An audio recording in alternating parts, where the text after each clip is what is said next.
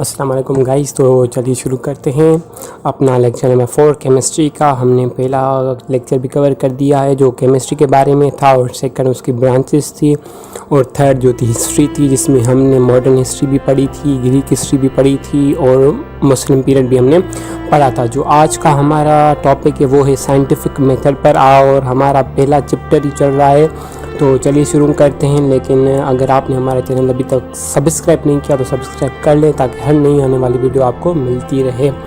तो चलिए शुरू करते हैं। पहले ये समझते हैं कि साइंटिफिक मेथड यूज़ क्यों करते हैं। Over the year science is developed through a series of discoveries which started off as observe natural phenomena which had to be explain. This was done by using scientific method in a systematic manner. दरअसल scientific method इसलिए use करते हैं ताकि एक हमें accurate information मिले, accurate explanation मिले किसी भी चीज़ के मुताबिक। जो ग्रीक वाले थे वो तो कोई मेथड यूज़ नहीं करते थे, उनकी सिर्फ़ और सिर्फ जो थी वो थ्योरेटिकल थी। लेकिन जो अभी हमारे पास जितनी भी केमिस्ट्री है, जितनी भी फिज़िक्स है, जितनी भी बायोलॉजी है, वो सारी की सारी हमारे पास एक एक्सपेरिमेंटल है।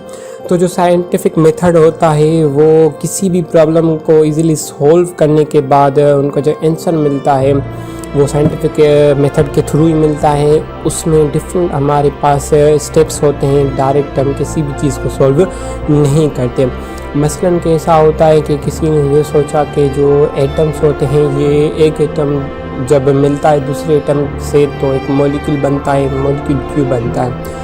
जब हाइड्रोजन ऑक्सीजन मिलती है तो वाटर क्यों बनता है। ये कुछ क्वेश्चन थे, ये कुछ छोटे छोटे क्वेश्चन थे जो डायरेक्ट किसी भी ऑब्जर्वेशन के थ्रू या किसी भी थ्योरेटिकल एक्सप्लेनेशन के थ्रू हल नहीं हो सकते थे। उनके लिए कोई ना कोई मेथड दरकार था ताकि एक स्टेप बाय स्टेप उसको मसले को हल किया जा सके। इसीलिए हम साइंटिफिक मेथड यूज़ करते हैं। तो फर्स्ट होता है ऑब्जर्वेशन।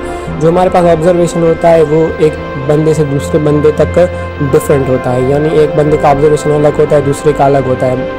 मसलन कि ऑब्जर्वेशन होता है कहें एक बंदा एक एलिफेंट को देख रहा है, हाथी को देख रहा है, तो किसी को उसकी सूंड नज़र आएगी, किसी को उसका कान नज़र आएगा, किसी को उसका जिस्म नज़र आएगा, किसी को लगेगी ये बहुत बड़ी है, किसी को लगेगी ये इतनी बड़ी नहीं है, किसी को लगेगी ये सख्त है।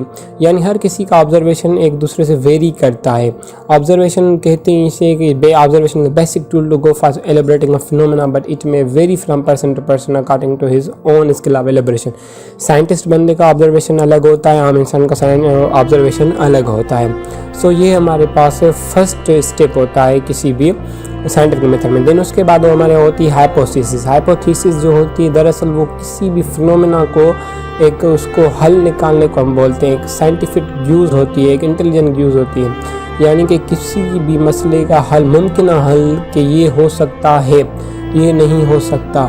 कि मिसाल के तौर हम ये बोल सकते हैं 2 और 3 5 हो सकते हैं। हमने ये सोल्व नहीं किया लेकिन हम माइंडली तौर ये बात बता सकते हैं। हाइपोथेसिस भी ऐसी होती है। इसके मुख्तलिफ एक इंटेलिजेंस यूज़ होती है, थाट्स के थ्रू क्रिएट होती है।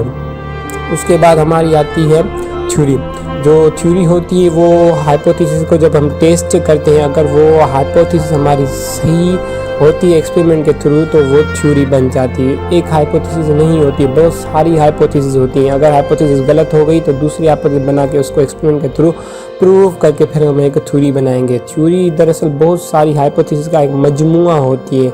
500 भी होती है, 600 भी, 700 भी होती है। एक दिन का काम नहीं होती है, इसमें बहुत सारा टाइम लग जाता है। जैसे हमारी थ्योरी ऑफ इवोल्यूशन में जो अभी तक थ्योरी ला नहीं है, क्यों जो चार्ल्स डार्विन ने दिया था वो भी एक थ्योरी अभी तक प्रूव नहीं हुई। थ्योरी को हम रद्द कर सकते हैं, बिल्कुल रद्द कर सकते हैं। उसके बाद हमारा आता है साइंटिफिक लॉ। अगर जब भी थ्योरी को प्रूव हो गई, बहुत सारे उसके रिजल्ट वैलिड आते हैं, तो थ्योरी को हम साइंटिफिक लॉ का दर्जा दे देते हैं और साइंटिफिक लॉ कभी भी गलत नहीं हो सकता।